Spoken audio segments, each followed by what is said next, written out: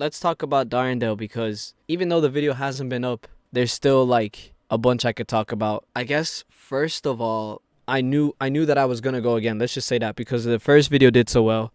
I was in there for like 30 minutes max, and I knew I had to go again to get a full video out of the day. What was it like when you fell off a horse? You're gonna find out, bro. You're gonna find out. I didn't tell my parents that I went to Darndale the first time. Both of my parents, I guess I could say, are very protective. Normal parents, right? Post a video saying you're going to the most dangerous area. You know, it doesn't sound great for a parent. So I didn't tell them the first time. Yeah, because I'm so petite.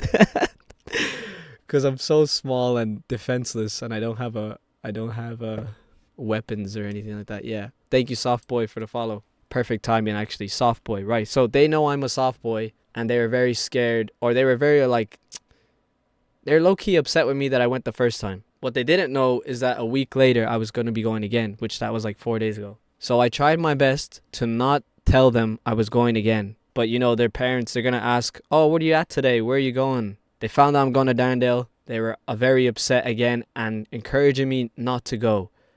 My mom specifically was like, you got out lucky the first time, Hector. What are you doing again? Or why are you doing it again?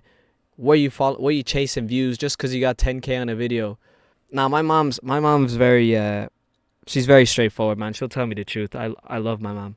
But I'm not chasing it just for the views. I knew that something inside me said, I have to go again. Plus, when I make my videos, I always go with the intention of having as much fun as possible. So I'm not going to go to Darndale again to go and disrespect anyone or expose where dealers do their business, or try to, like, I don't want to clip farm people. I'd rather just have the most fun and like meet people that are on that same energy. So that's what I told my mother, but she did not care at all.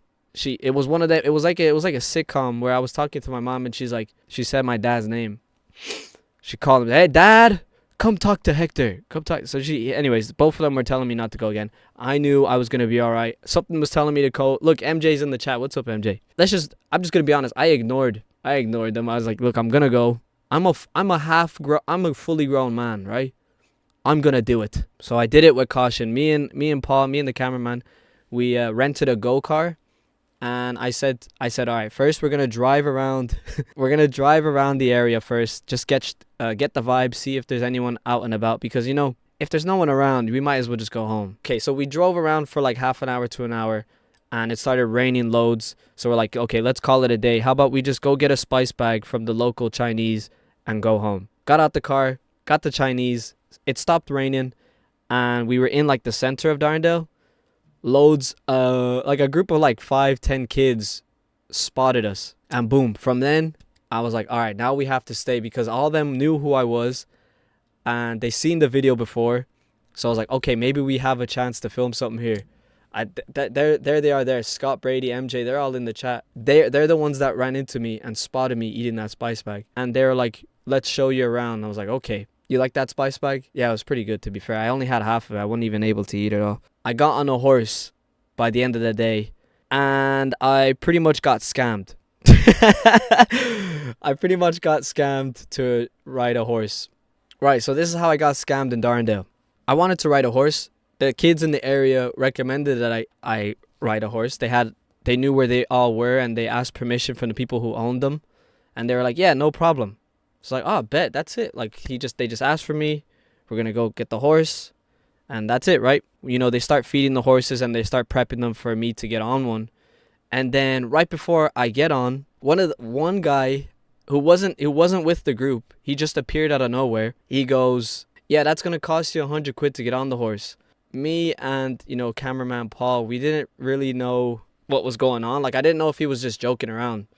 But like, even the kids were saying, no, he's being serious. It's going to cost 100 quid. I don't know if you guys have seen this video, but there is a UK fella who went to Darndale. When he was filming there, they charged him 100 quid to ride this horse. I was like, oh, wait, okay, well, I'm not going to do it anymore if it's 100 quid. Like, the guy was like, all right, fine, I'll do it for 50. And 50 seemed like a reasonable discount. So I actually thought about it, and like, he could tell I was willing to pay 50. So I sat with it for like 5 minutes. Like, you know what? I made it here. We might as well give the man 50, right? And you know, like, considering it is his horse and he's taking care of it, 50 euro isn't that bad, right? And you're probably wondering, then how did you get scammed if you just said, just write it for 50, right? Like he just gave me a price and I agreed. How is that being scammed? Well, I got on the horse. I fell off it within 2 minutes. He said, get back on it again there. You might as well. You paid 50 for it. I went on the horse. He went super fast. I fell off again. We start walking off, because we're finished. And all the kids were like, he would have done that for free if you just waited a bit. He would have let you ride the horse for free if you just kept denying to pay 50. I was like, it's definitely because he saw the camera and he must have assumed we had money. I'm gonna be honest with you. I had 120 euro in my account. Do you know what I mean? He got 50 euro. He probably had more money than me, to be honest. So he didn't even scam you. The kids did. The kids didn't get any of the money though. But in hindsight, I'm okay with being scammed because at the end of the day, he's taking care of that horse and that money will go to the horse food. I hope. If someone offers you to ride a horse in Darndale, are you going to say no? And if you're watching this, the man who charged me 50 euro, I am completely okay with you charging me. I am not disputing that fact. The only part where I say it's a scam is because the kids told me I would have done it for free. Please do not hurt me. You know what it is? You know why I think the kids were encouraging him to charge me? Is because one, they wanted to see me get on the horse. And two, when the UK YouTuber went to Darndale, he was giving out wads of cash. He was giving out fivers to the kids every so often. MJ, I didn't help scam. Nah, it wasn't MJ. It wasn't MJ. It wasn't MJ. Man, okay, this is one thing I will say. The kids that showed me around, if the future of Darndale is in their hands, Darndale is a better place because they were so nice to me. And, maybe it has something to do with me being on TikTok or having a camera, but they were so cool.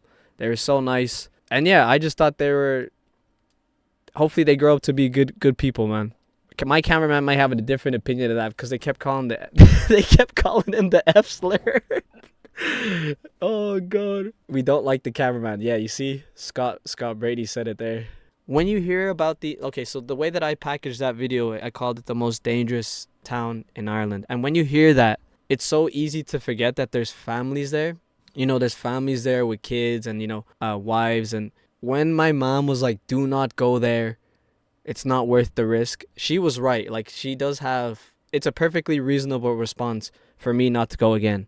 But in my head, right, with my intention of just going there to have fun, I felt like I was safe. I felt like I was going to be protected by Jesus himself, right? And I was just under the, you think that, you forget that there's families there, there's kids there, there's schools there.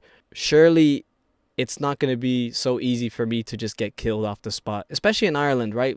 It's not like America where people could just be carrying guns.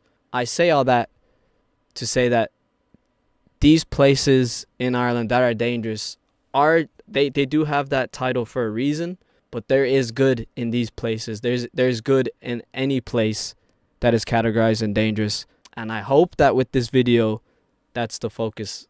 Thank you very much. Can someone do an applaud sound effect now?